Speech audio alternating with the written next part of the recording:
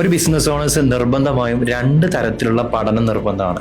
അതിൽ ഒന്നാമത്തെന്ന് പറയുന്നത് അവരുടെ പ്രൊഡക്റ്റോ സർവീസോ എന്തോ ആവട്ടെ, ആ പ്രൊഡക്റ്റും സർവീസിലും ഓരോ ദിവസം പലതരത്തിലുള്ള അപ്ഡേറ്റുകൾ മാർക്കറ്റ് വരുന്നുണ്ട്.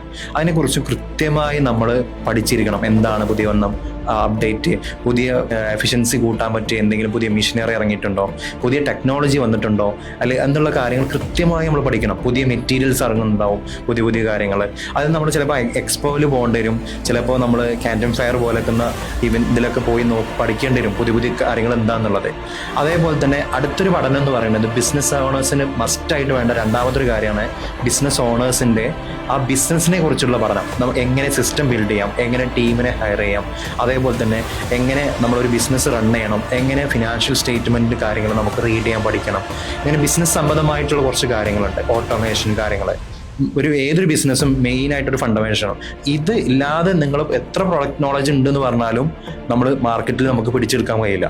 അപ്പോൾ നമുക്ക് കൃത്യമായിട്ട് രണ്ട് തരത്തിലുള്ള പഠനം നിർബന്ധമാണ് നമ്മുടെ ഫീൽഡിൽ.